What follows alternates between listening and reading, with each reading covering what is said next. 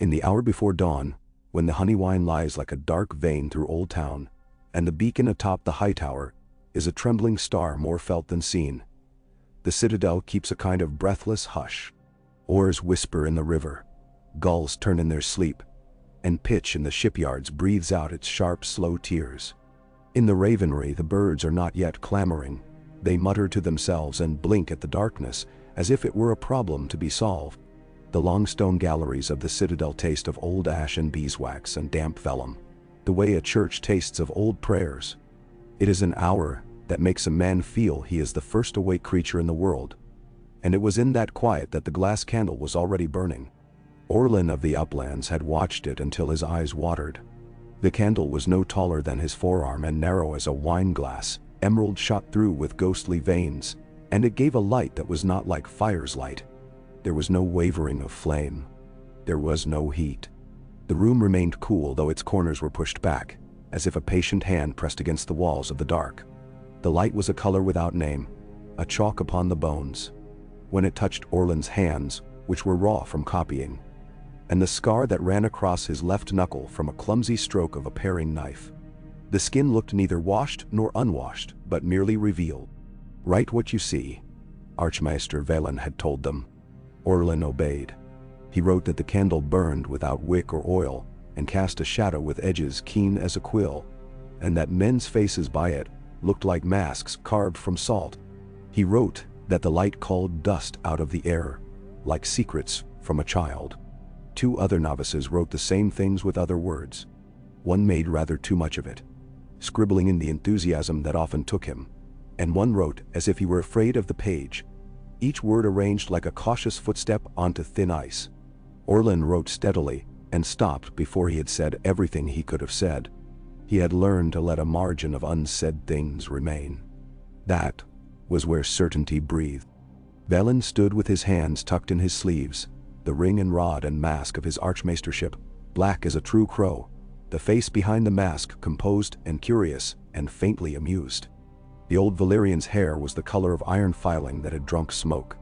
He wore the braided chain of a maester, but there were links in it Orland had never seen in any other chain, links that did not look forged so much as grown, like roots that had taken the shape of metal.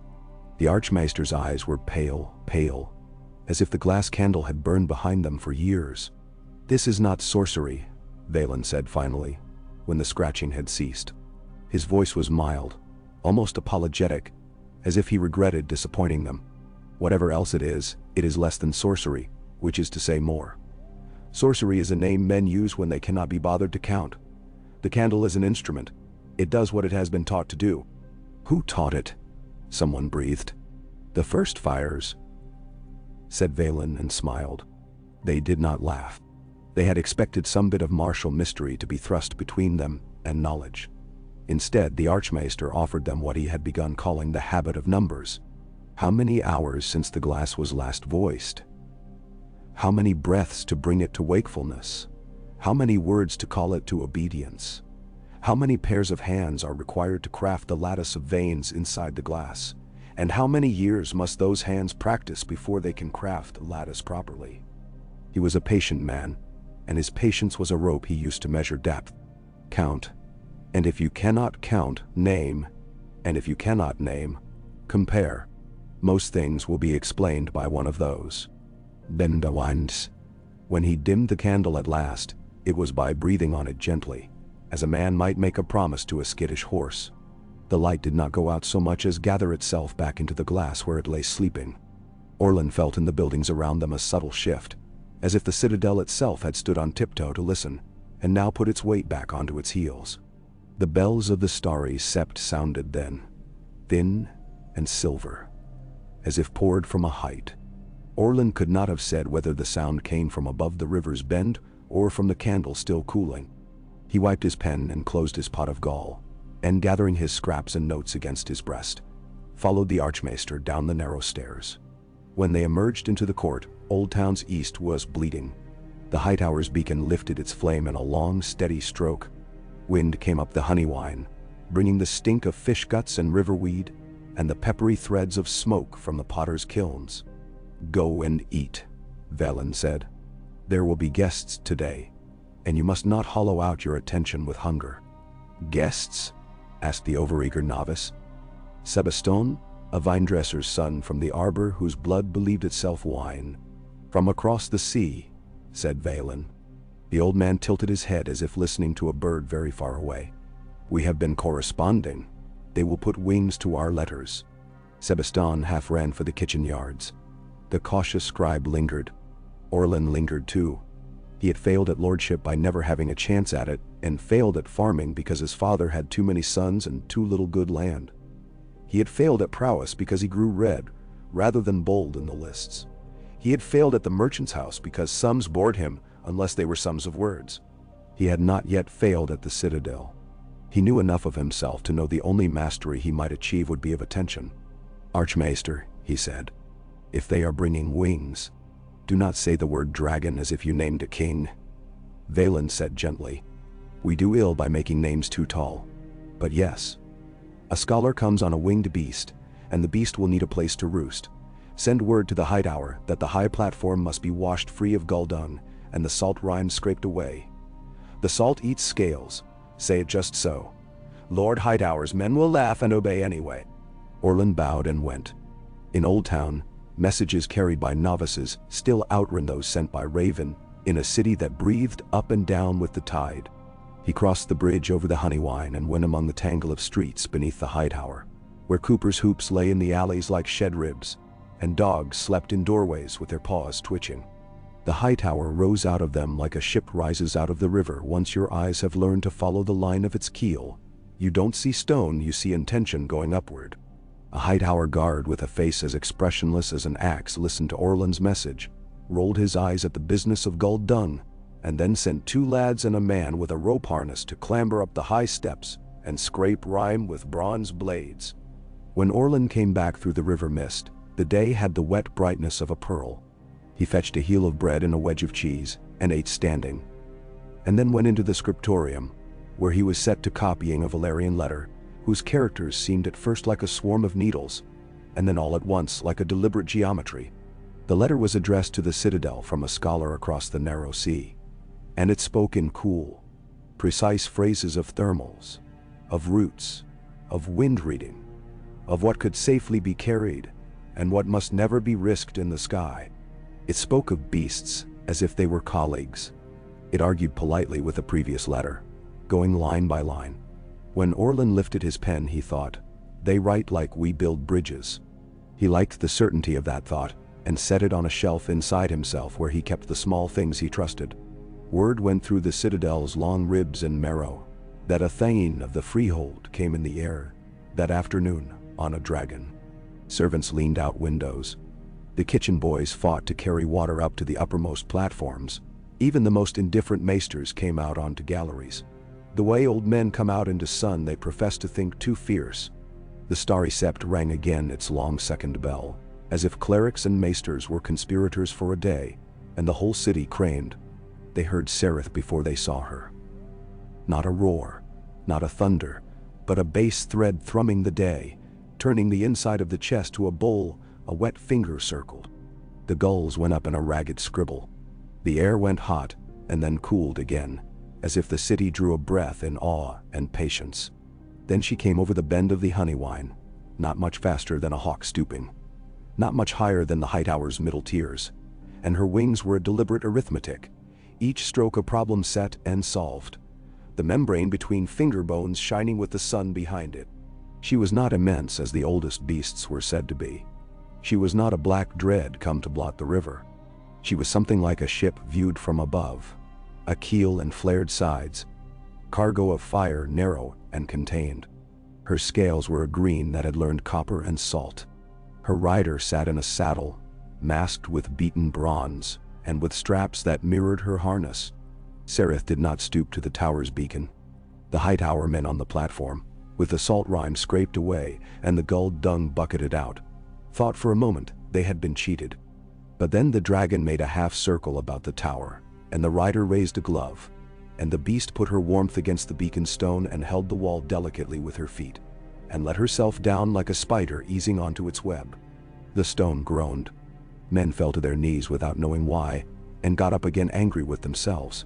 Orland, in the press beneath, felt his tongue go dry. The rider unbuckled and swung down like a girl trained since she could walk to navigate rope and rung and stirrup. She removed her helm.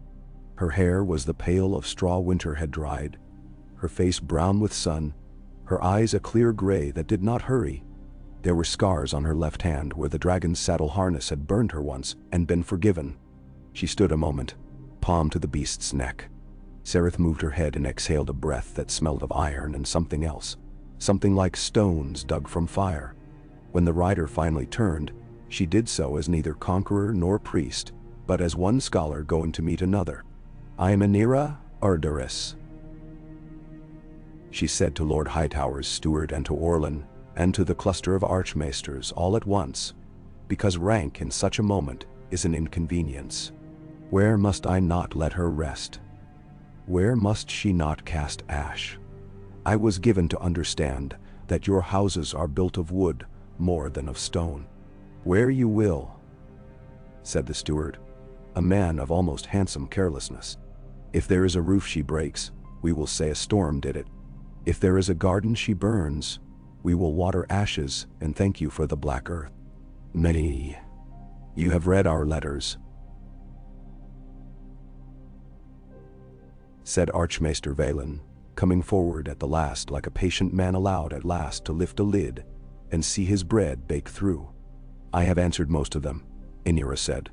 They smiled at one another like men who had argued by raven and were pleased to discover their opponent's courtesy held when a voice had a body.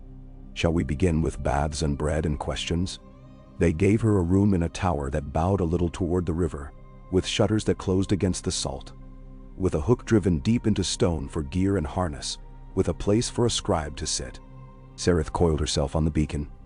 No man of Old Town had seen a thing coiled onto the high tower before, and went to sleep. A rope of heat, the length of a hall. Orland brought bread and honey, and a bowl of baked fish, and a jug of water that had been caught from last night's rain in a barrel and filtered with charcoal. It pleased Anira. "Men who know how to clean water," she said, "will learn how to clean fire." "You bring us the fire," Orland said before he remembered his place. "Forgive me. I bring you grammar," Anira said. She ate like a person long accustomed to hunger, cleanly, and without hurry. "Your archmaester has already found the first declensions. He writes like a mason who has broken his first 3 picks and now knows how much stone is in the stone." Valen laughed. "I am poor in swagger," he admitted. "Bring me a day in which I can say the words that bind a beast as easily as I can name the bones in a gull's wing, and I will swagger then." "You will never say them easily," Anira said. "No man should. There are words that must always be said as if for the first time, though you have spoken them 1,000 times, or their meaning rots. This is one of the things the freehold has remembered since we nearly forgot ourselves." "Nearly," Valen said softly. It was not a secret. It had been printed and bound and shipped by barge and galley for years now. The account of the 14 fires when they had reared like startled stallions, and the sky above Valyria had gone the color of liver. Orland had copied 2 volumes of it, and had dreamed molten rivers in the nights that followed, had woken with his hands hot. The book spoke of geologies, and of the long patience of stone, of the years the freehold had miscounted because it had counted in human harvests, rather than in the cycles of mountain roots. It spoke of dragons driven to exhaustion, their breath used not as a weapon but as a medicine against the earth's fever, of men who had lost their voices speaking the old words too long and too loud and too late. A chapter that could not bear footnotes spoke in a voice that smelt of ash about choices. This is not a thing Orland had copied into the margins. Afterward, the freehold had done a thing no empire likes to do. It had admitted its limits and asked its neighbors for help.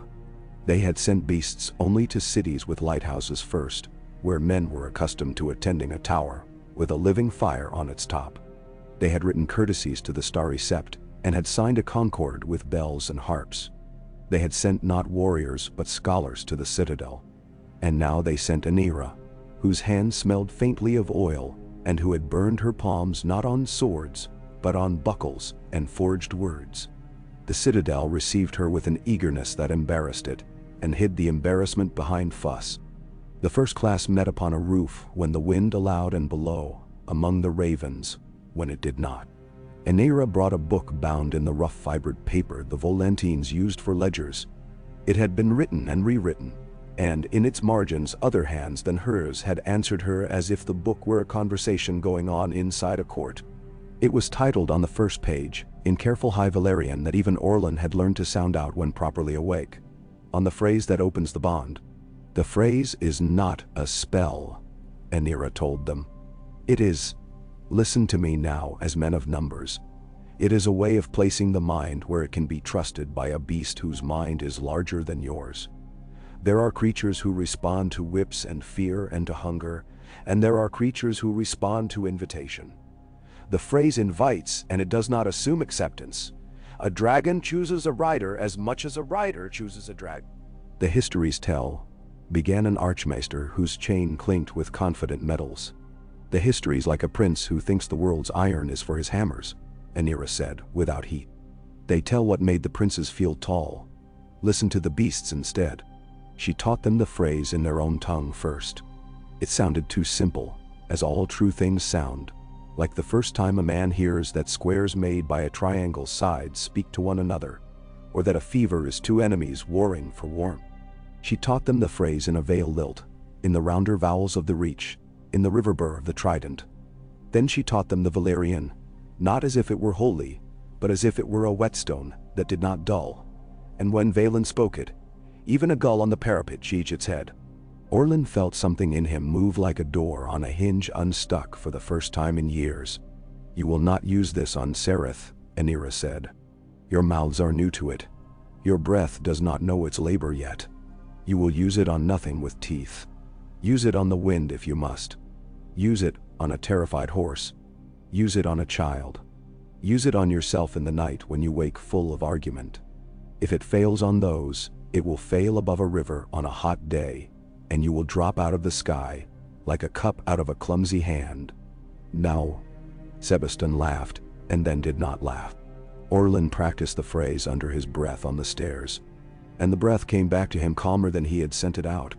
It was as if the words made a small porch in his chest, where he might stand a moment and consider whether to go back into the house or out into the weather. Not all of the citadel welcomed Aenira. There were chains that clicked together behind her, and a group of men met in a counting room whose windows faced the river and talked of order. They had spent their lives on the good work of banishing phantoms by naming them. They feared the return of the phantoms in respectable clothes. "Magic," said one, "is the name a man gives to the power he has not yet found a plow for." The Valyrian woman smiled too easily. The old freehold smiles before it takes. There were mutters in the starry sept too, though the septon of the star, who had a sack of orchards in his belly and a gentleness to him that had survived 10 winters, spoke to Aenira as to a cousin, and said he would pray not for the freehold, nor for the citadel but for the beasts, whose work had saved more men across the sea than the faith could count. "We shall learn the count," he promised, and shook her hand with a grip like a pear tree's limb. The high tower's stair was scrubbed every day now. The beacon keepers learned to lay lambskins wetted with rainwater where Sereth liked to place her forefeet. The kitchen learned to sear whole calves' livers to the point between raw and sorrow. The blacksmith on the Street of Swords learned to repair buckles that had been stretched by heat and strain until they remembered they were once ore. Sailors on the river learned the pressure of downdrafts and the shape of sudden gusts birthed by a wing's cut. Old Town took Sereth and her rider as a temporary inconvenience at first, and then the way men take to tide tables, as something larger than themselves that will nevertheless meet them halfway if they pay attention. Letters were sent west and north and east along the coasts and roads, to Winterfell, where men in gray cloaks watched the sky with faces more accustomed to snow than to sun, to Lannisport where roofs shone like coins and the wind carried laughter off the harbor, to the Eyrie, where men pretended they had not always looked down on birds and were now invited to look across at them. The citadel asked each lordly seat 3 questions with uncharacteristic bluntness. First, what do you feed your fire in winter, and what could you feed a larger one? Second, what stones do you have that are neither too soft nor too proud for claws? Third, where is the wind in summer late in the day? It is not that we mean to tame the sky, the letter said almost humbly. It is that we mean to know what it likes. A dragon's preference is a geographer's truth. Responses came back boxed in wax to keep out damp. The maester at Winterfell wrote in a thin, good hand that the wind in summer, in the long twilight, ran off the eastern moors, like a wolf that has seen a fire it does not trust. He wrote that the rookery roof had been mended with heavy granite that would welcome a weight other roofs might not. He wrote that the weirwood in the God's Wood did not catch fire even when struck by lightning, and that half the small folk said this was a miracle, and half said it was merely a tree with wet heartwood, and he himself suspected sap and grace to be equally stubborn. Lannisport's maester wrote of sea breezes, and of copper gutters green to likeness, with a dragon's sides. The Erie's maester sent a letter composed almost entirely of cautions, and then, at the end, almost shyly, a psalm of the wind that rose when a falcon stooped and lifted again in midsummer. The citadel mapped the answers on a great table with brass tacks and threads. Orland found that when he touched the threads he could feel the tensions of whole villages, of the way a wind drew up a valley and spread itself thin above barley, the way gulls wheeled on the river mouth for reasons that to them required no reasons at all. He had never been any kind of knight. Here was a campaign that suited him. Rhaenyra stood watching them do sums with string, and did not correct a single arithmetic. She was learning what it meant to make an empire of patience. That night, when the wind came rain-laden out of the west, Vaelin and Rhaenyra went to the rookery and lit the glass candle again. It woke with the thin sound of a high string plucked once and left to sing. They set it near the ravens not to frighten them, but to let them see what they would see. If magic were nothing more than an agreement between the world and a tone, Vaelin said quietly, we could teach anyone ever made to hum to hold a little of it. And if it is more, Rhaenyra's voice in the candlelight was the voice of a long road. Then we will practice until it is less, said Vaelin, and smiled at the arrogance of hope. A raven hopped nearer to the strange cool green. It tilted its head. It spoke a word that was not a word, and the word tasted like iron filings on Orland's tongue. In the glass he saw not his face but two other images laid like vellum thin upon one another. The river's bend, and very far away, a column of smoke that climbed the sky like a pilgrim. He looked away, then looked back. And only the candle was there. The river, the birds, the wet air. They say the candles show you what wants you, Sebaston said afterward, in the novices' hall with wine on his breath. They say, said Orland. He went to his pallet late, and lay awake later, saying the phrase Rhaenyra had given them until his mouth knew it without his mind telling it how to move. He said it to the leak in the roof, and to the ache in his knuckles, and to the little shame he carried into sleep for the things he had not understood yet, and already pretended to. When he finally dreamt, he dreamt not of fire but of weight, how a wing catches air, how bones write sums with hunger and wind. He woke before dawn, and the city had the same breathless hush as before. But it was not the same hush. The world had learned a word overnight, and was holding it on its tongue, testing the taste of it. By mid-morning, Rhaenyra had begun the second lesson, which a man less patient would have wasted on preening. She took them to the glover's yard behind the kitchens and put a stack of gloves on a table.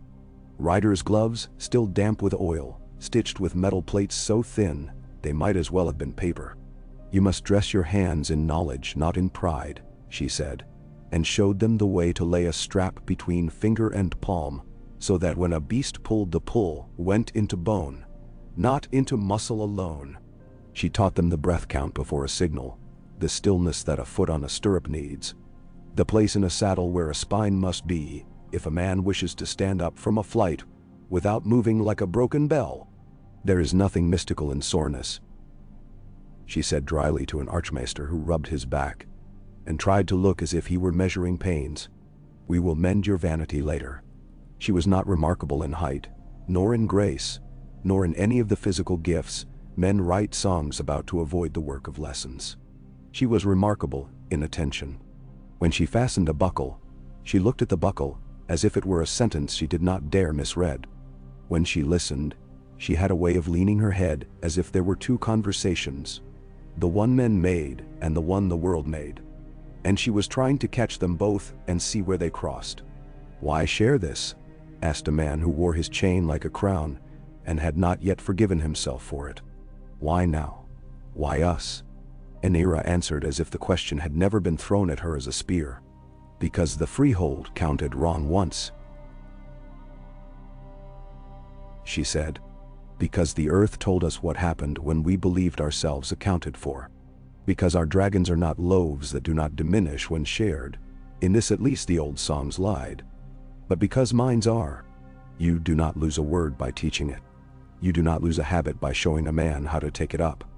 What empire wants, if it wants to last longer than the young of the men who built it, is neighbors, not subjects. Neighbors who do not set their houses too close to the volcano's mouth. Neighbors who know the difference between heat and fever. Besides," and here she let a sliver of dry joy into her voice, "your high tower is a decent perch." They laughed then, and it did the room good. That evening Vaylin brought out a chain from a velvet bag. It was composed of links of very different metal, all polished to a dull commonness by long use. Each link was engraved, which the citadel did not often do for fear of confusing vanity with knowledge. Vaylin set the chain on a table, and the novices leaned closer without meaning to.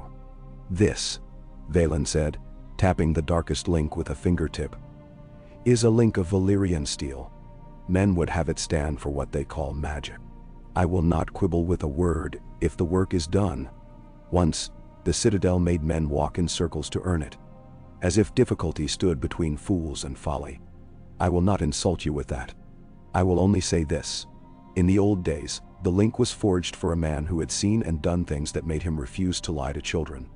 Do not think the link will make you taller. Think whether you will be able to bear what it weighs."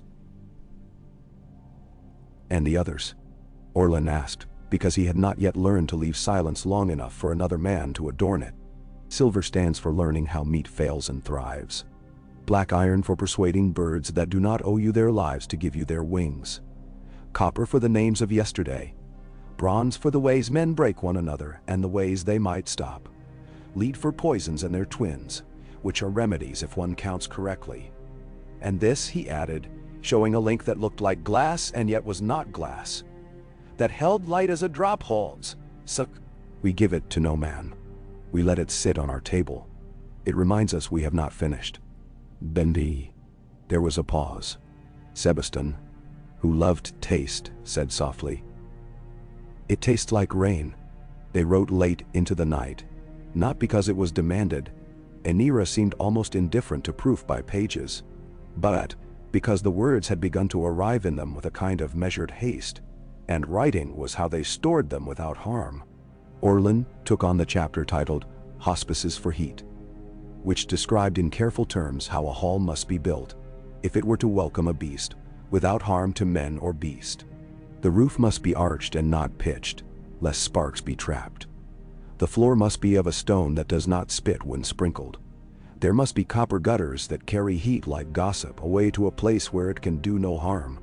He copied the diagrams, drawing their arcs with a piece of string and a pin, and feeling the quiet sensual pleasure of curve and chord meeting where they should. He understood as he drew that the freehold had not always known how to be careful. He understood also that this attention was a kind of piety. When he set down his pen, he found that the candle's light had crept down the wall like a spill of milk. It had been lit again. It must have been. He did not remember hearing it wake. It did not matter. Anira stood with her back to him, perfectly still. Vaylin stood with his hands folded, as if in apology for having hands at all. In the glass Orland saw again a thing laid over another thing.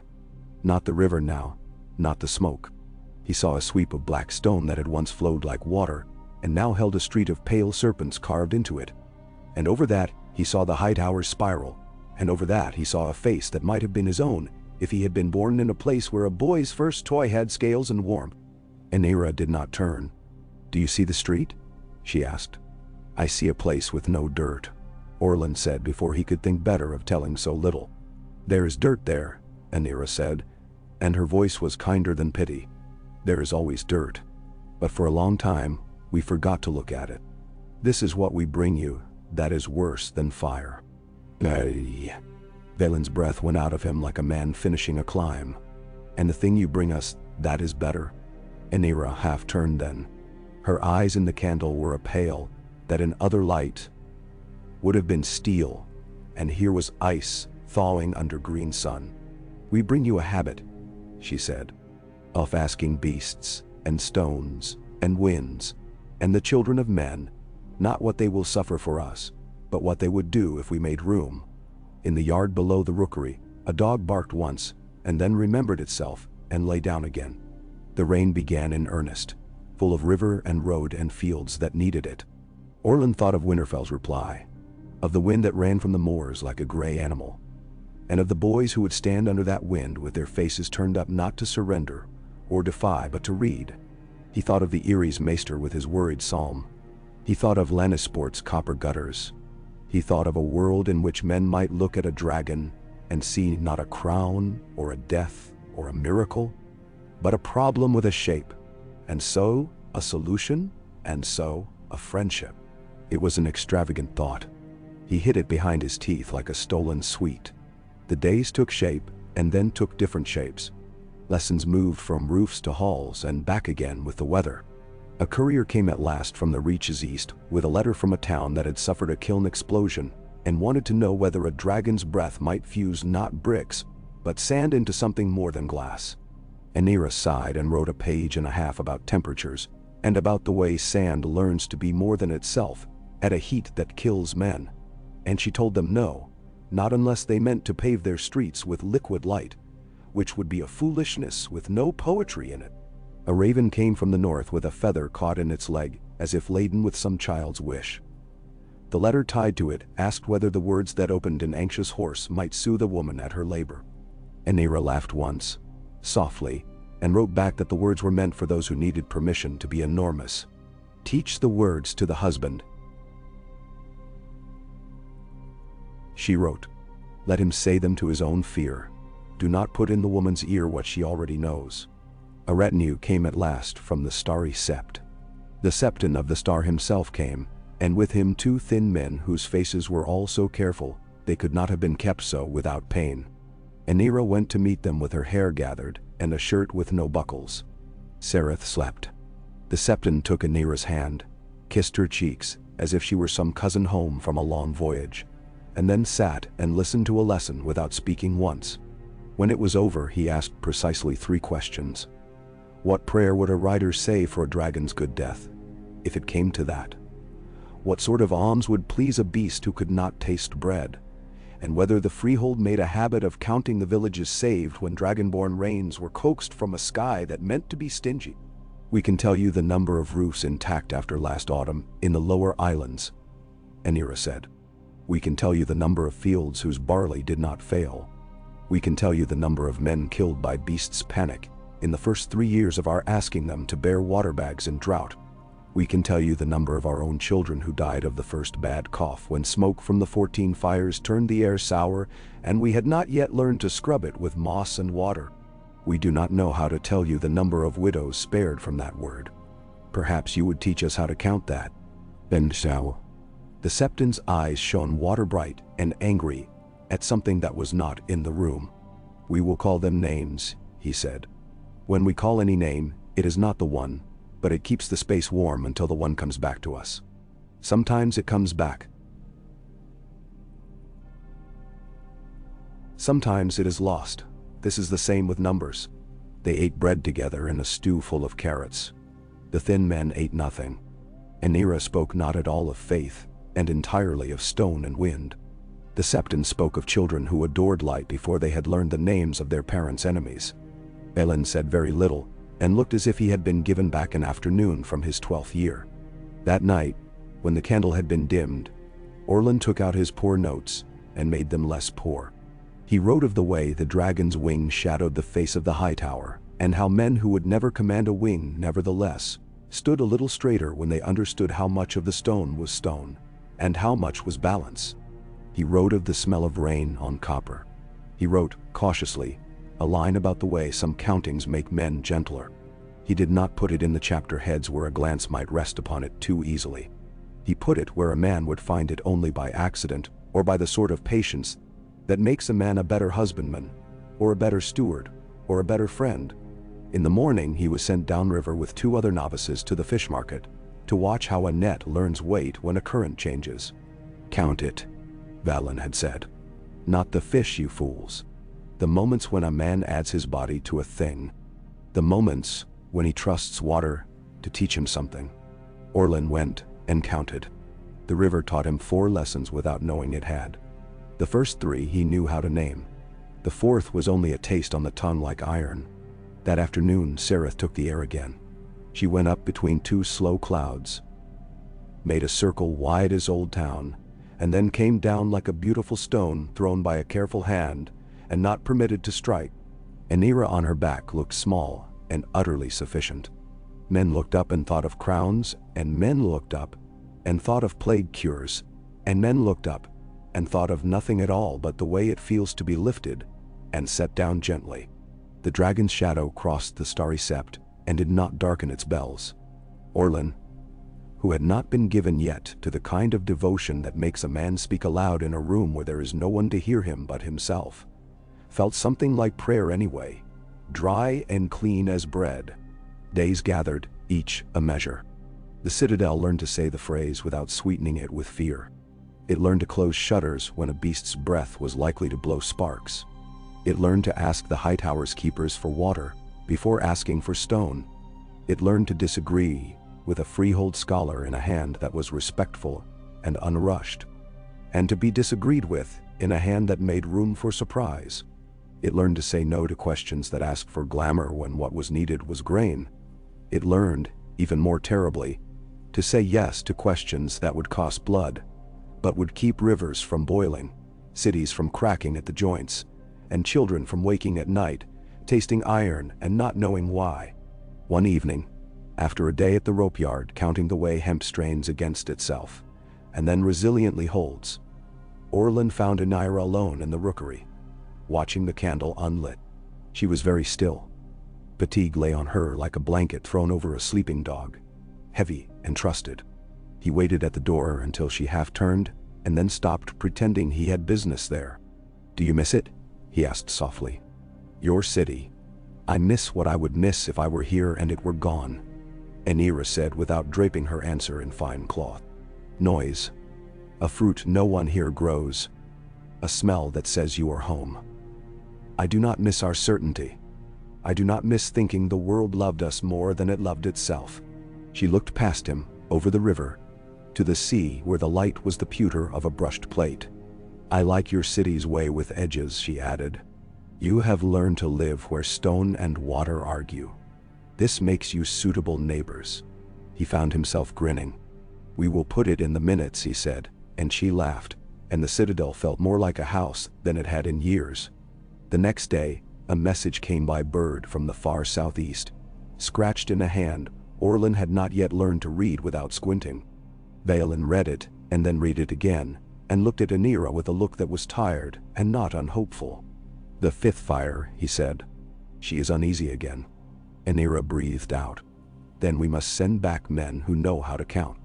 And men who know how to say no to princes who would count wrong.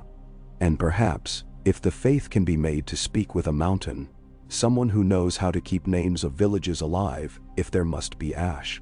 "Now, we will send what we have," Valen said. "Which is, God help us, students." "We will send," Anira said, hard as a buckle. "And then, when it is done or not done, we will come back and teach some more." Orland stood in the doorway with the dog who had once barked at the candle's light pressed against his shin like a small certainty. He understood that the old stories had not lied when they said dragons were dangerous. They had lied in the direction and the result.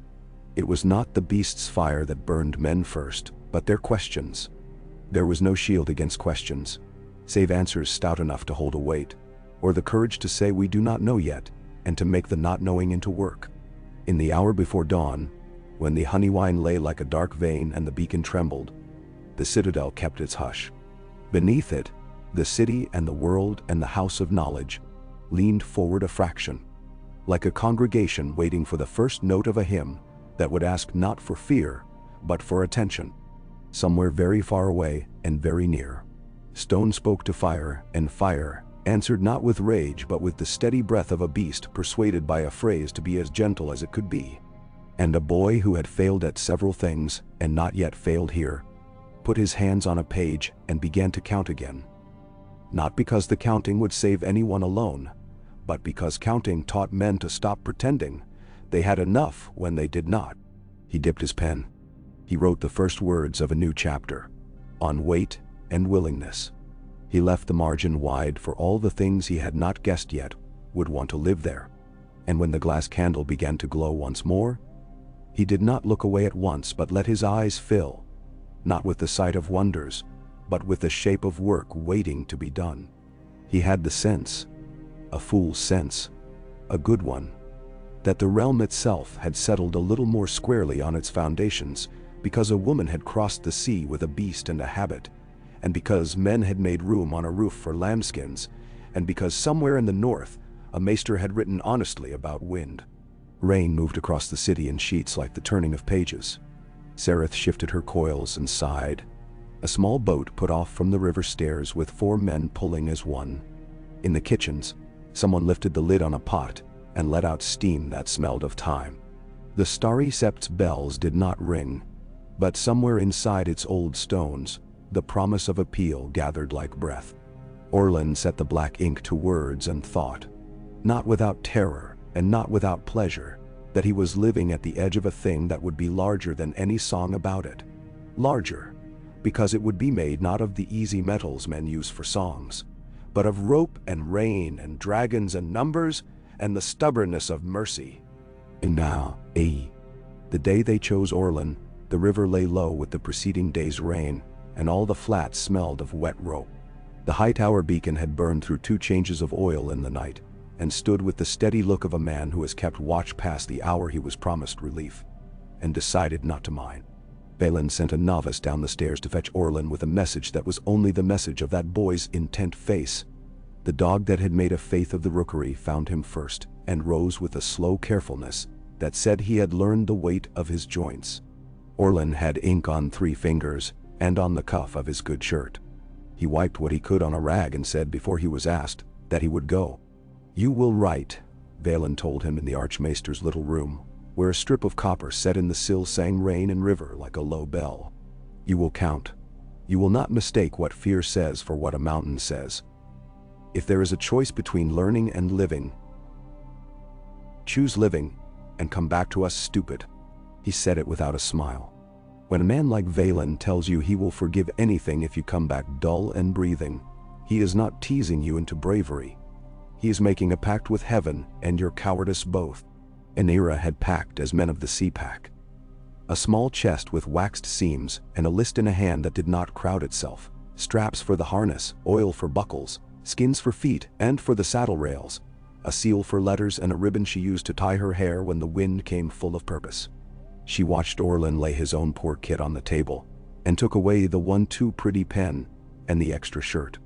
"You will not need to impress anyone,"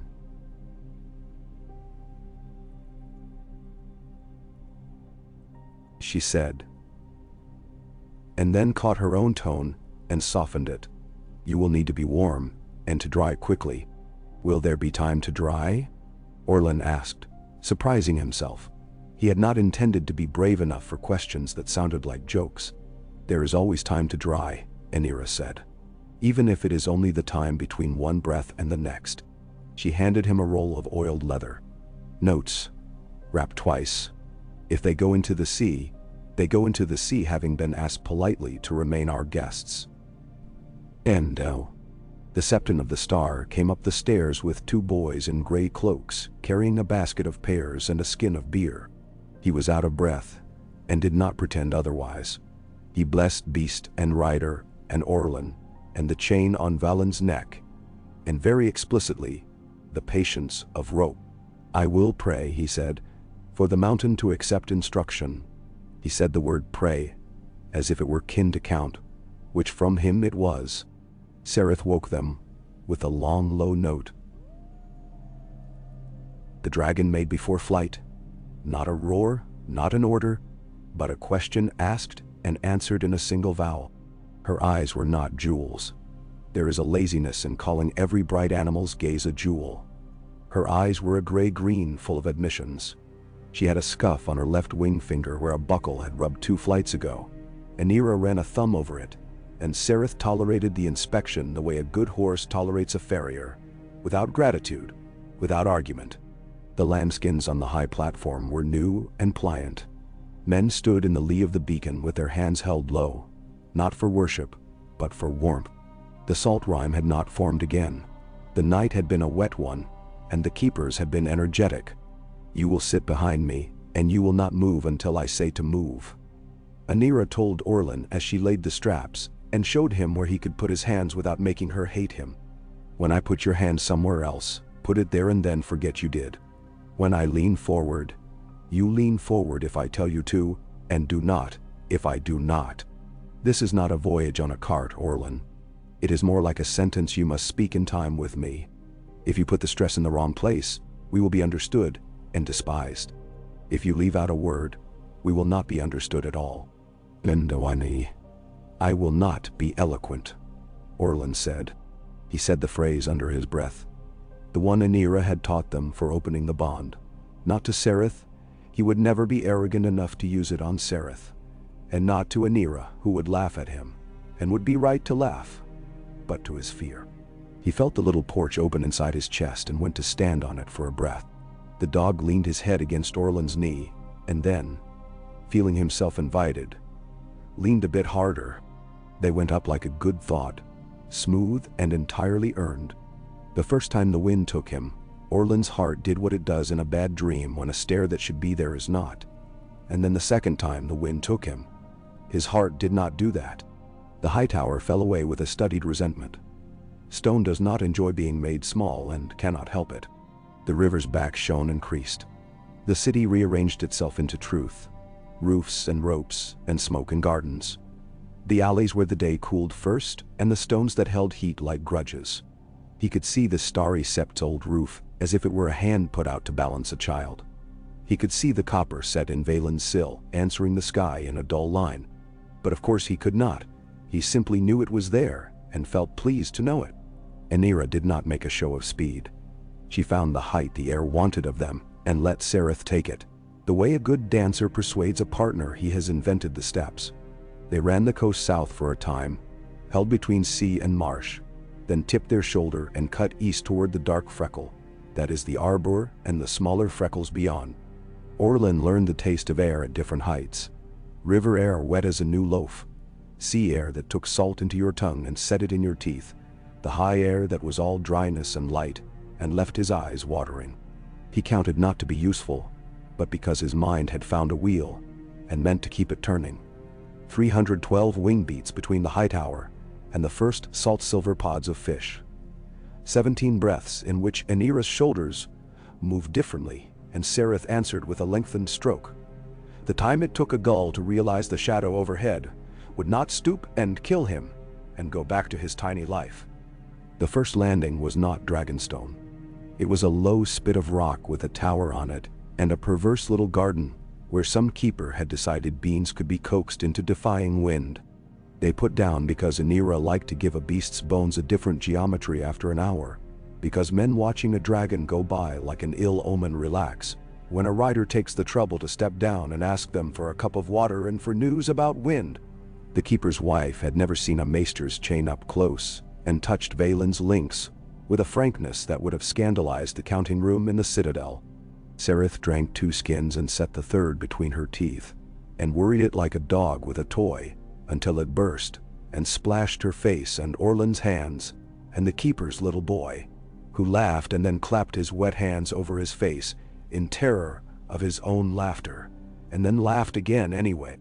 They went up again, and then the hard island stood where the maps say it must, like a fist held up out of the water.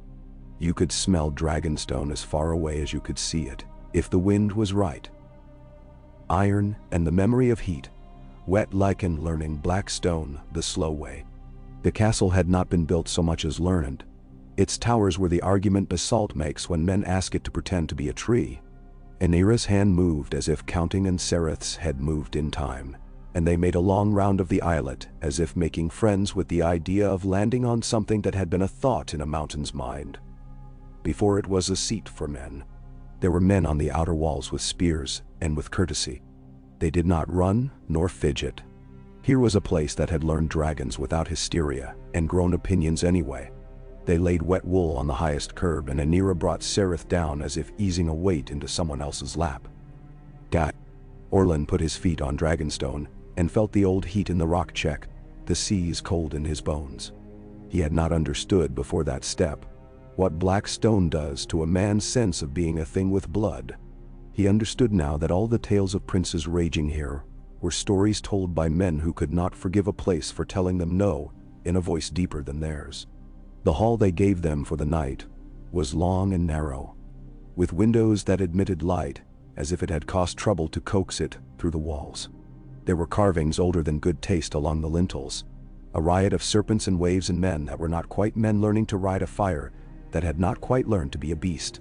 Anira greeted it all with a nod, the way a student greets the teacher on whose exam she once failed and then later surpassed. A man in a gray tunic with a salted beard came to them at table, not late, not in haste. "If you would take a mouth of our soup," he said, "you will be doing us a small honor."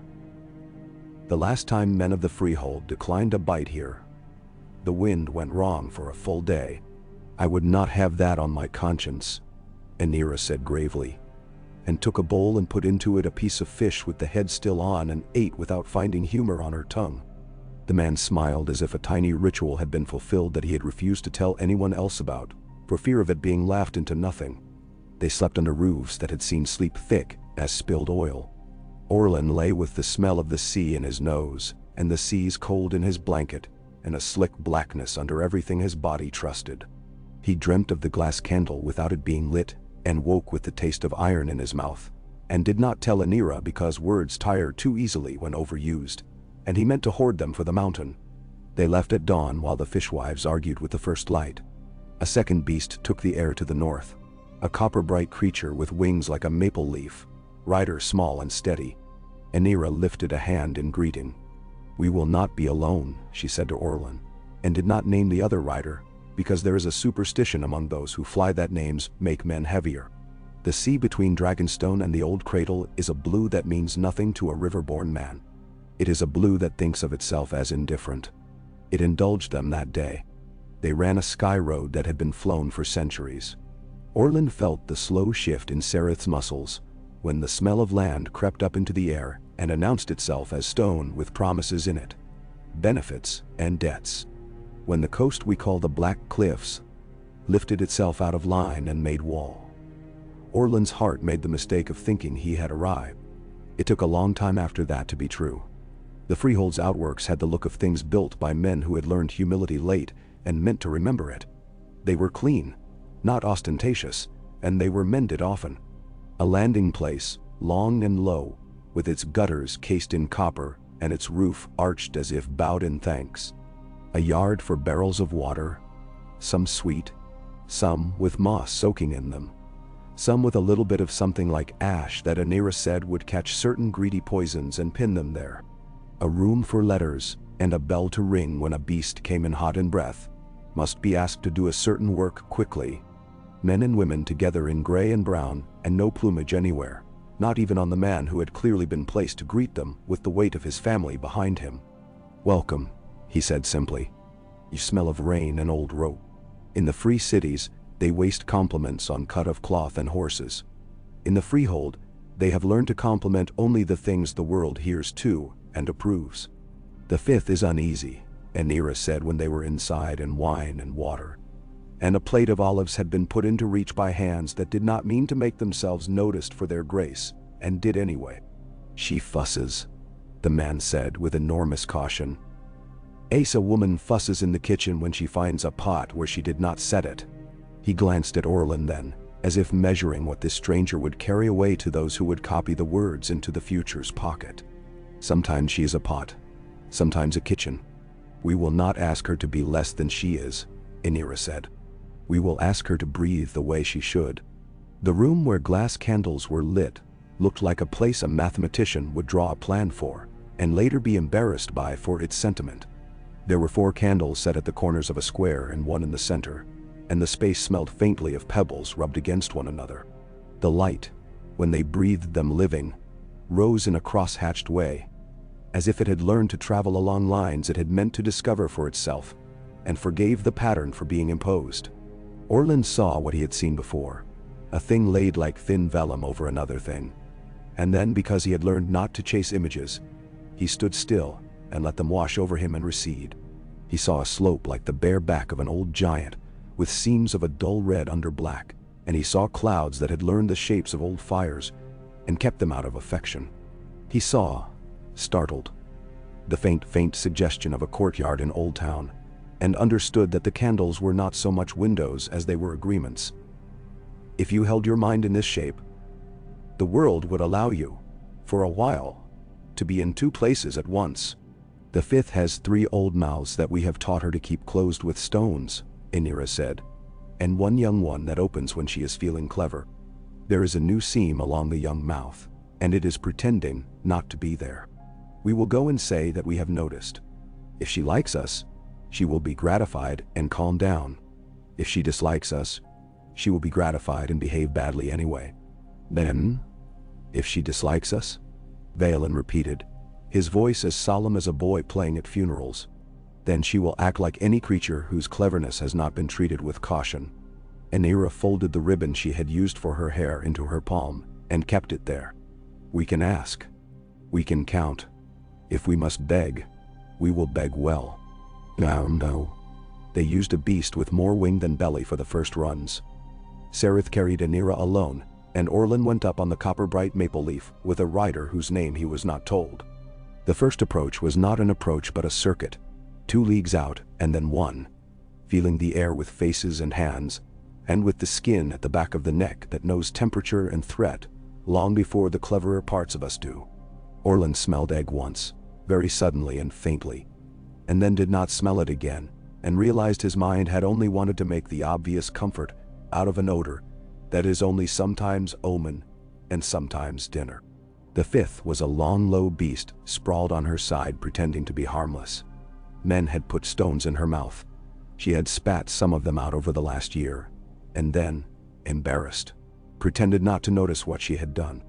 The seams that ran along her flank were very fine, lines along which she might decide to stretch. Rhaenyra took Sereth down onto a ridge that had been a road when the world first cooled, not close, not confrontational, but where a voice cast carefully would not be lost. She stood on the saddle as men with good legs stand on ladders, and said the phrase, not the inviting one but the one for naming boundaries, and then said it again in a cadence that carried over distances that, on maps, look like ink. Orland did not think he was a man who would ever learn to hear the answers mountains give. Sometimes when he sat very still near the candle, he thought he could hear a hum under the candle's hum, an old note that strings dream about. This was not that. This was only the degree to which the wind altered its mind about where it liked to lick at his ear, and the way a distant line of dust lay down, and the way birds, which had not appeared to be paying attention to anything, decided that they were now paying attention to a thing and would, for a while, cease their foolishness. For 3 days, they courted a mountain. That is the only honest word for it. They did not nag.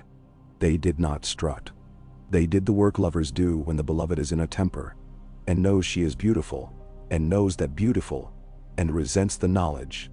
They flew her edges and found, with wires and weight, the places where a breath would open or close a mouth. They husbanded water to lay on a lip, if there was to be a spark, and they set men with yards of drenched wool, where a wind might change and carry ash into a child's lungs. Vaelin never went up. He stood on a piece of the world that was the world's own and watched, and when he set a hand on Orland's sleeve at dusk, there was ink on his thumb and grit on his palm. Write the way they move, he said. Make your letters bend into that. It failed once. It fails. Good things do. The young mouth opened its unrepentant little lip in a place no wire nor weight had flagged, and it did so under Sereth's shadow, and threw up a burst, not of fire but of heat and bad air, and a well-placed rock, and the copper-bright beast with Orland on his back frightened himself, which is among the worst of failures, and came down wrong. The rider did what men do when they have been taught 1,000 times at which they must let go anyway, and did it. The beast broke his left wing finger with a crack like a fist on a table, and screamed like a prince told he is not the favorite son. Orland found himself on a slope with bruises all the colors a bruise can manage, and with the world tilted the way a book tilts when you try to read it in a cart. He could not immediately assemble all his limbs into the inventory he had learned to keep. He said the phrase because he had nothing else to say. He said it to the beast. Yes, but not as an order. He was not a fool. He said it to the sky, who had altered its arrangement without warning and must be coaxed back into keeping its proper dignity. He said it to himself and to the rider whose knee had taken a freedom with bone. He said it as a way to return things to their own names. The copperbright did not bite. He did not run. He allowed the men to bind his wing finger and put wet wool against the place where pain had put up a camp. The rider did not make a joke and was not brave, and asked for water, and then another drink of water, and then, in a voice that was trying to be courteous, and managed it for 3 words, and lost it for 4, and found it again, asked someone to tell his mother that he had been as careful as she had insisted, and that if he had failed this way 3 years ago, it would have killed him. Orland sat with him while the mountain thought about whether to be a kitchen or a pot. Aenira stood on Sereth's shoulders and spoke the boundary words, and Sereth laid a breath that was not flame against the new seam, as if to say, "You are seen. You are seen. Do not make a fool of yourself." The wind wrote and erased sentences across the ridge, and then, very gradually, began to write smaller ones, and then, more gradually still, began to punctuate. That night, they lit 3 candles and left 2 dark. There is a superstition in the freehold, born out of mathematics and loss, that 4 lighted marks will teach a mind to see a pattern where there is only nervousness. 3 suggest a triangle, and triangles stand the world. Orland saw Old Town faintly, saw a kitchen with beans that had learned to do their duty, saw a long house in Lannisport, where men folded sails over their knees and sang only the words of a song that counted the stitches. He looked away and put his forehead against stone to stop the longing that had no logic in it. Aenira put 1 palm on the unlit candle and gave the room a silence it had been needing. The next day, the 5th put her lip out like a child, and then let them see that she was pleased with the attention. She gave them a trickle of gas that burned blue when asked, and not otherwise.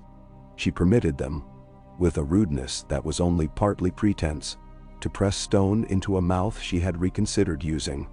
Aenira's shoulders came down a degree, and her voice came out of her with less iron filings in it, and when she slid down Sereth's side at dusk, she allowed her knees to shake, and then denied twice that they were shaking. Orland wrote and wrote, his hand cramping in a way it had not since he was a boy copying prayers. And when the cramp shamed him, he said the phrase and forgave his hand for being a creature and not a tool. They lost nothing of a man that week. They saved nothing grand either. A valley that would have become a kiln remained simply a valley, its figs ignorant of what they had escaped. A village that had plans to be ash had to go on being a place where men argued over taxes and over who should mend the well's curb. The copperbright would not fly for 6 months and would be broody with embarrassment for the first 3 of those, biting his keeper and then licking him in apology. Aenira slept one afternoon out of sheer indecency and woke furious with herself, and then calmed because Sereth had slept too and honors were even. Valen learned 3 new names men here had for the different lengths of bad air. Orland learned that the freehold had a way of counting that kept a column for grudges forgiven and added to it with a miser's happiness. At week's end, they went to look at the sea and remind themselves they were not born to mountains alone. The shore near the 5th is not friendly. Black teeth and old glass and waves that take the shape of the wind with such eagerness, they look like apprentices. Orland stood with his boots in little pools the tide had made as proofs and counted small gray fish with yellow tails because he had the habit now, and it comforted him. A woman from the handler's house came down and gave Aenira a strip of salted goat and gave Orland a fig, and then, because the question had sat in her mouth too long and could not be expected to wait any longer, asked if in Old Town The faith feared what they were doing. Yes, Enira said, because she was a devout person in her way and would not cheat a question out of its true answer. And no, they fear the way we will do it if we do not learn our limits. They do not fear the thing itself as much as they once did. Men have learned to call a thing by its work more than its name. For some men that is the same as worship. For some, it is the beginning of a good argument. Then see. And do your northern men, the woman asked. With their trees, do they despise our fire? They are in love with their wind, Orland said before he could check his manners. They have sent us poems about what it does when it runs off the moors, as if it were a child that has been given errands, and forgets them, and returns with more things than he set out with. He felt foolish at once, and then did not. The woman's face made a shape around laughter that did not break loose. We will send you some, he added, if you will forgive that they are clumsy. She made a graceful motion with her hand that said she would accept clumsy if it were honest. And Orland thought this was how peace is made. By trading penmanship for figs. They were not recalled so much as given permission to leave, which in a place like this is a kind of compliment. The fifth had decided to sulk in private.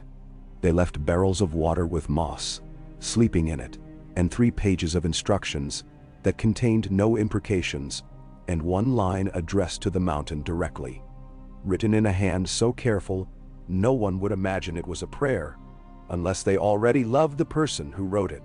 They lit the candles and said to Old Town and to the Hightower that they would be back soon if the wind and the world were kind, and they showed 3 images in the glass as proof to themselves that they knew home when they saw it. The copper gutters on the tower's face, the crooked ridgeline on the blacksmith's roof, the dog's patient face. The flight home was all height. Enira allowed Orland the indulgence of looking down as much as he liked. The world is a book to a man with ink on his hands. From above, the chapters become paragraphs, and the paragraphs and the paragraph sentences. And then when you have gone high enough, you understand that what you thought were sentences are only words, and you weep for punctuation. They did not weep. They watched the light make grammar out of fields, and then lose interest, and make music out of water and stone. On Dragonstone they looked in on the Copper Bright and his handler, who had altered his voice so that it would not betray the way his knee had decided to grow a second and unnecessary joint.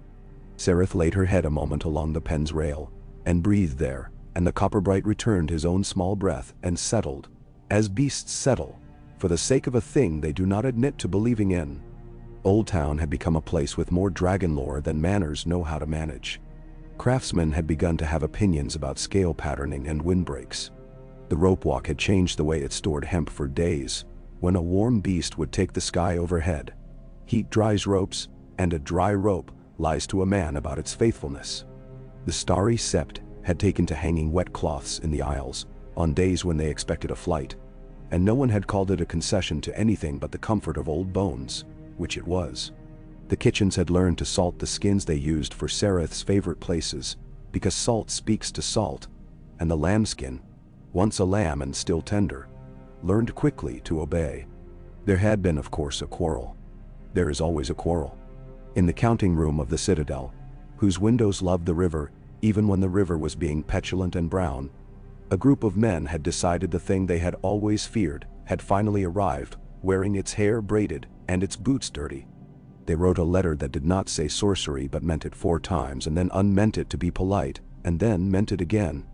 And they went to Lord Hightower with their letter and their shoulders squared and their voices in the keys that make boys quiet and women pity. Low, confident, patient. Lord Hightower listened as the tower itself listens to sea and smoke, which is to say he allowed sound to lay on him and refused to be moved by it without cause. He then sent the letter to Valen with a boy who ran and did not drop it in the river, and added to it a slice of cheese wrapped in a clean cloth, because Lord Hightower knew the way Valen takes sense into himself is smoother when he is fed. Valen read the letter at his narrow table with its copper sill, and then read it again, and then said, in a voice that made the dog lift his head but did not make him get up, that he would answer. His answer took a day, and was copied 6 times, once on paper, that would go on the river, and once on vellum that would be kept under a plate, and once on a cheap scrap that would be burned if the wrong wind took it. It said, "We do not marry ourselves to a wonder. We make a contract with a craft." It said, "There are men here who cannot stand on ladders, and there are old women who can teach them how to place their feet." It said, in one ferocious line, that Orland copied with a hand that shook from excitement more than exhaustion, "Have the courage to be afraid of the right things." The letter writers sent back silence. After 3 days, they sent back a shorter letter that was all questions, and the questions were good. Some men cannot bear to be answered. These men had wanted, without admitting it, to be taught to ask better. Orland put his hands on the table and felt the copper sing rain and river, and thought that maybe writing was a kind of glass candle of its own if a man did not lie into it. On a day when wind ran from the west, as if it had business, and expected to be late, the raven loft clattered, and Orland took the gray ribbon on the message, with a small ceremony he had learned without being taught. Winter fell. Again. The hand was the same. Thin and sure, and as honest as a page at audit. The letter spoke of the new roof laid on the rookery, the weight it had learned to accept, the spikes to keep off the heavy birds, and then came the thing the writer had not known how to make the first item, and could not bear to leave for last, and therefore placed in the humane middle. The lord of that place had agreed, after standing himself under the evening wind, and allowing his hair to become a map of currents, to let Aenira and her beast come, if they would come gently, and land only where stone could take it, and leave off any intention of teaching his sons to fly.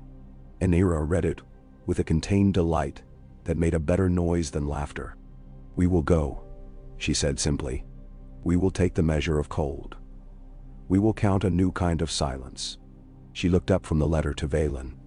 "You will not come." "No," Vaylin said without offense. "I am at an age where wind makes its own opinions about me, and I have learned to lose arguments with weather. Orland will go and practice not speaking."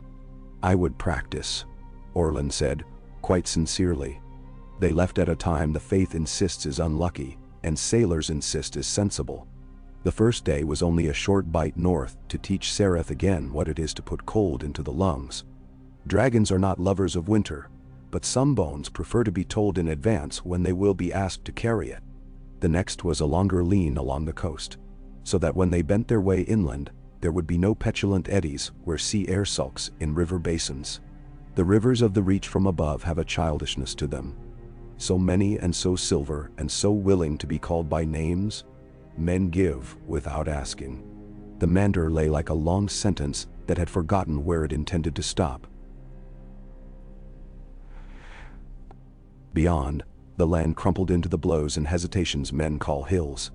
And beyond that, the moors, which know one song and do not vary it for company. Aenira took Sereth down not at the castle itself, but at a tower west of it, where men had used a piece of rock for sending and receiving for so long there was no record of them ever having been without it. The man waiting there wore gray fur, and the sort of care for dignity men wear where wind eats voices. He did not bow, and he did not extend a hand. He tilted his head a fraction to let the dragon know that the wind would think twice about pushing her where she did not intend to go. Sereth accepted the sentiment without flattery. The man led them inside. It was warmer than Orland had expected. It smelled of sheep, and of meat fat, and of a mead that had learned restraint. "Welcome," the man said to Aenira. "We have been saying your phrase to the wind for 3 weeks, and it has made us bearable to one another." His smile broke the skin of his face like a thaw. "You will not teach my sons to fly. You will tell me how to keep roofs." "No. I will not teach them to fly," Aenira said with a seriousness the man respected. "I will teach you about roofs and about lambskins and salt, and about the way sparks behave where the air is old." In the yard outside, the men whose job it would be to lift roofs when they sagged, stood with hands on their belts and pretended not to listen, and learned more in that pretense than in a lecture. Aenira showed them the mistake soft stone makes when asked to be proud. She showed them the coin-sized plates she kept for placing between claw and rail in the first days, and the way to oil them without making a mess of the oil. She showed them the phrase used under breath to remind a beast that a small boy who has crept too near is to be salted with breath, and not fire, and then forgotten." She said it in Valyrian, and then in their own harsh tongue. They preferred her Valyrian because it sounded like a thing a mountain might bother to hear. They did not bring Sereth into the Godswood. Rhaenyra had no talent for insult. She gave the old trees a nod she would have given a rival who had kept her honest in a race. The men watching did not mistake this for weakness and did not yet admire it. You do not make old neighbors into friends with one bough. Orland stood under the red leaves and remembered the letter about the lightning and the weirwood that did not burn, and let himself wonder whether sap and grace were the same in languages that do not care for words. He did not write it down. He let it sit in his mind like a seed put under the cool of a pot, and left to consider its chances. They were put at table in a long hall with roof beams that had survived 3 fires men admitted to, and perhaps 5 more they hid from one another out of pride. It was not a place for politics. It was a place for beet stew, and for wedges of dark bread set down on boards scarred by knives, and for a boy to spill his ale and blush, and be relieved when no man laughed. The lord of the place asked Rhaenyra if she believed dragons remembered. He did not say remembered what. Some questions are courteous that way. They remember weather, Rhaenyra said, and kindness. Some remember cruelty and carry it around like bad meat and sicken themselves. Some remember only the last thing you said to them and hate you for changing your mind. Now, like men, said the Lord dryly, and people at table forgot themselves and laughed. Rhaenyra allowed herself a mouth of mead she did not much like. Orland ate bread greedily and bore no shame. When he thought of Old Town, it was not to miss it, but to be surprised at the fact of finding himself somewhere else and breathing, as if this too had been the purpose since he first learned to put letters in a line. Morning laid frost on the rails and made stone ring under Sereth's feet, more than sing. The men who had learned to fear fire were surprised to be taught to fear ice the same way. Rhaenyra showed them a pinch of sand in a pocket. Ice can be told to let go of its pride with grit if a man has the habit of remembering where he put it. She taught them to listen for the tiny sound that means claws need new lambskin, because old wool has lied to everyone about how competent it still is. She taught a boy to stop blinking in a way that frightened a beast, and to blink in a way that meant I am too boring to bite. She taught Orland, who was already full of other men's sense, to keep his mouth still when a silence has work to do. They left after 2 days, because flattery and frost will both kill a rider if indulged. The wind ran off the moors and did not trouble them, because it believed for a little while that it had been consulted. A raven went ahead with a letter written in the northern hand, and sealed with a bit of fat. Wax cracks in cold fat does not, and Orland watched it with the simple joy any man feels in an animal working with us, and not noticing itself noble. When they came back to Old Town, the city smelt of salt and pears. The Septon had been visiting the sick with cloths soaked in moss water, and a phrase taught him by Rhaenyra for speaking to lungs that had forgotten their custom. Balin had finished a chapter whose last sentence refused to be satisfied with little, and would cost him approval in rooms where approval is a tool and not a blessing.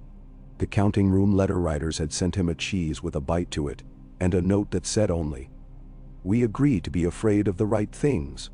There had been a fire on Ragpicker's Row that had eaten 2 houses worth of copper pots and a woman's patience, and did not spread because someone had learned to lay wet wool around a doorway and speak not to the flames, but to the panic.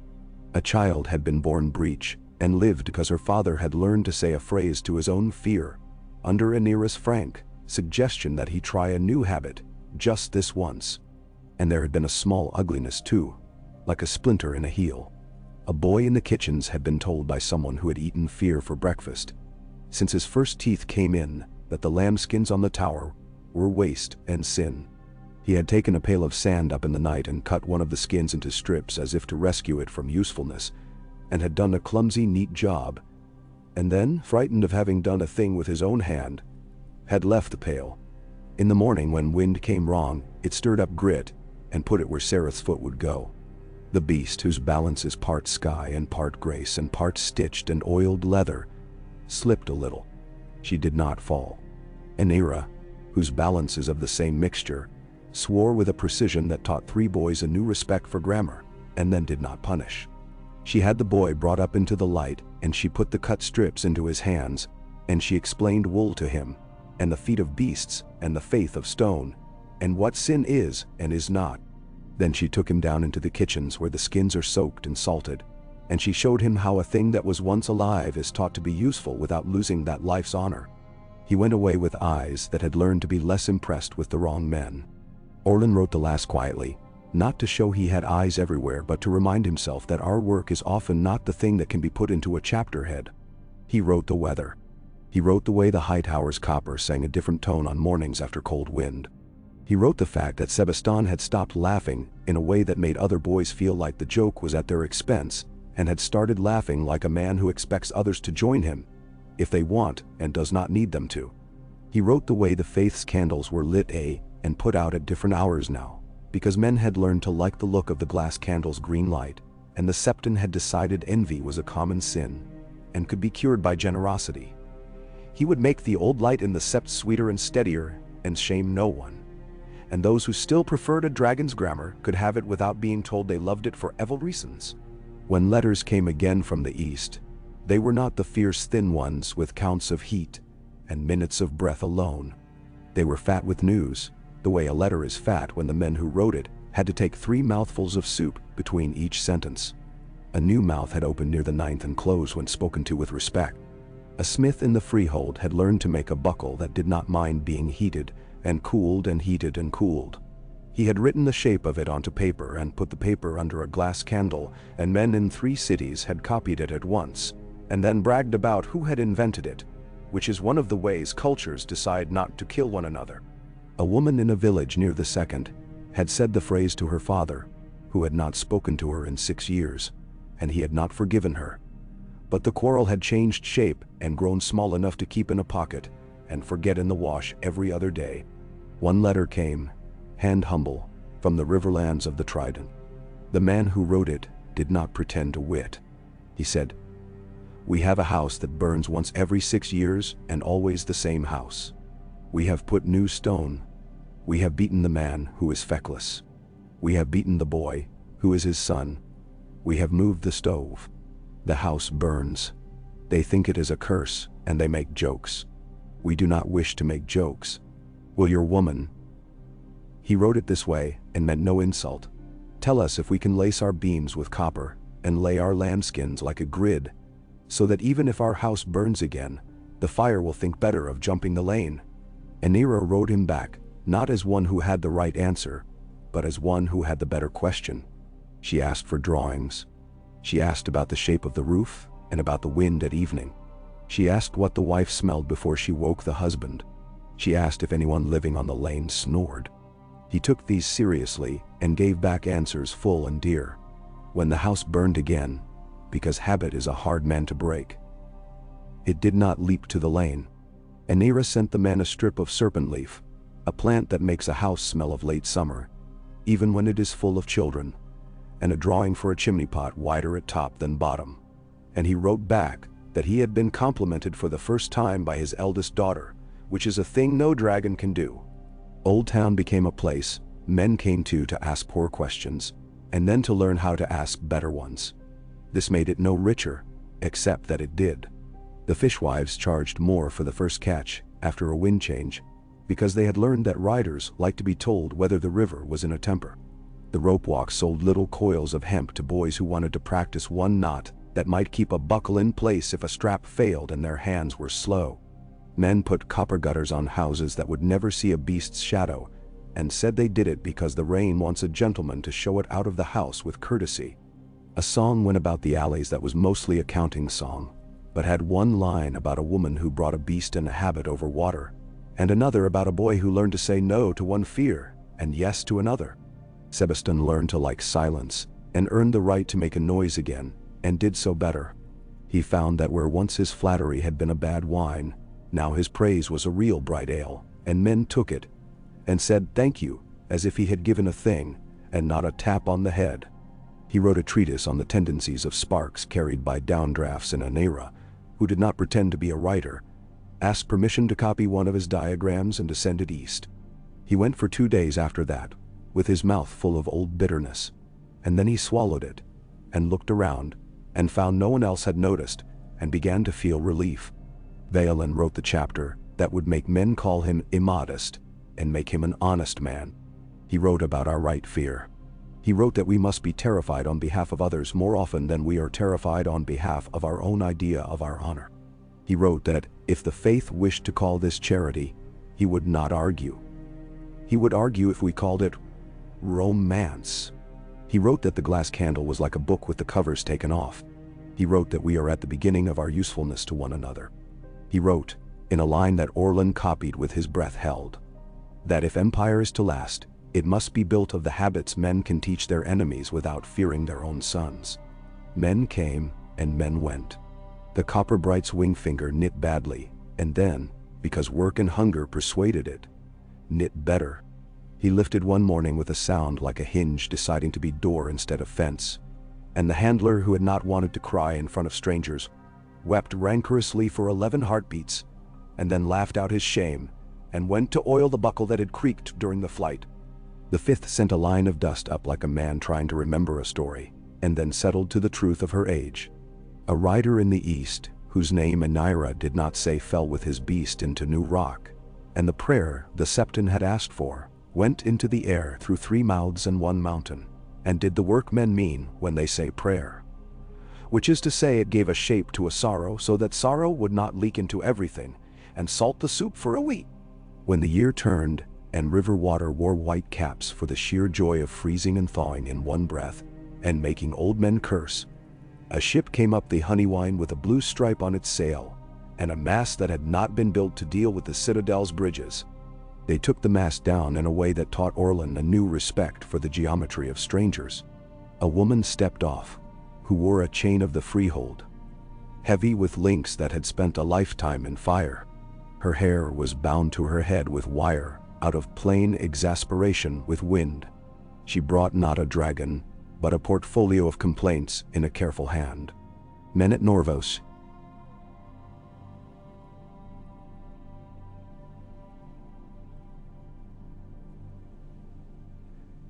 Because courtesy is sometimes stating the unpleasant thing first and trusting your host to live with it, have begun to make little gods of our habit.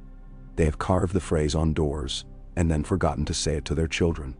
They have put dragons on cups, and then dropped the cups when we told them to put water on the ground before a beast comes down. They have written a song about us that says we are saints, and then burned the tail of a beast to get relics. She set down her portfolio. I have been sent to ask you to write how to use our words when we are not there.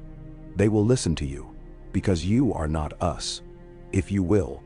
Ellen, who had lived long enough to see the surprising ways men prefer to learn from foreigners and wives, said he would try. He gathered Orland and Sebastian and 3 others, and they wrote through the night and into the first dawn of a new calendar page. They wrote the phrase in 3 tongues and then wrote it in drawing. The shape a hand should be when touching a bit of leather, the curve the body should make when inviting an animal to believe you have a spine. They wrote what you must not do, and then the first thing you must do after you have done it anyway. They wrote that men will always make saints out of a craft when they are too tired to learn it, and that the remedy is not mockery, but another lesson after a night's sleep. Anira read it, and did not praise them, and did not correct them, and put it under a candle, and made it appear in 3 places at once. Norvos Square, and a dock in Tyrosh where men had made shrines out of rope and oars, and the yard of a poor house on the Street of Pots in Old Town, where women with hands that could not be spared for prayer read it and changed the way they stood when their husbands shouted. If this is empire, Orland thought as he went down to wash his hands in water brown with other men's use, and not offended by it, then let it be this empire, and not the other one we always feared. Let it be ropes and recipes and the habit of breathing before you speak. Let it be lambskins and copper gutters, and a prayer that is only a very careful sentence.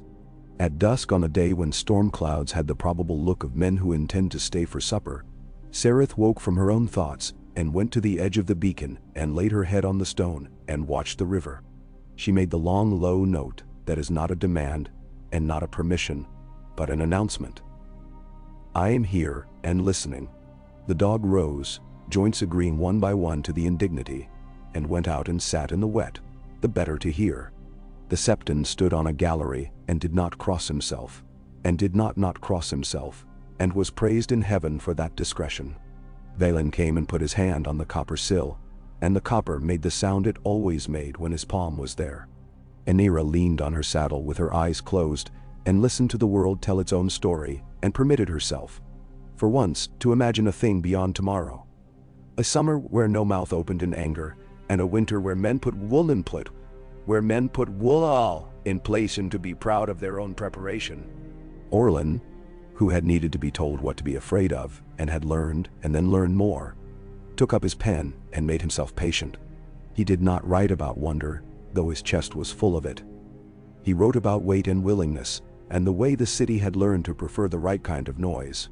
He left a wide margin again, out of superstition now, as well as method. And he laid in that margin only a single small word, a northern word that the wind had said to his ear, and that had refused to leave the porch of his ribs.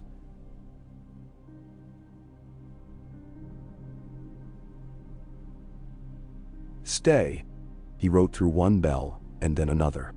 The rain began, and the copper sang a different song than it had in the morning. The lamp in the starry sept took its time, and then completed its business without help.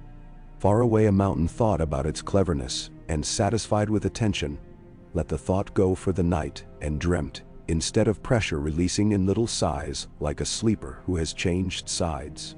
Sereth curled and uncurled her tail, and a boy on Ragpicker's Row learned to lay a wet cloth on a door, and then rung his neighbor's bell with a Métis insolence to rouse him with a joke that meant, "I do not want you to die while you sleep." In Lannisport, a woman sewed a little copper plate into a leather palm and said nothing to her husband about who had made the drawing, because he would only make the wrong joke and decide to be afraid of a shadow instead of a spark. The candles were not lit that night. Some nights you put the covers back on the book. Some nights you trust that what you have asked the world will keep until morning. Orland closed his ink into its small pot, and the dog took this for what it was, a promise to sit and be quiet next to another creature who was also trying his best. The city breathed the way it had learned to breathe. The realm lay along its old bones and found them for once comfortable. And in the east, a woman not unlike Anira took off her boots, and did not think of heroes, and did not think of saints, and like any good worker, slept with her mouth open and her hands empty, ready to be filled by whatever morning requires.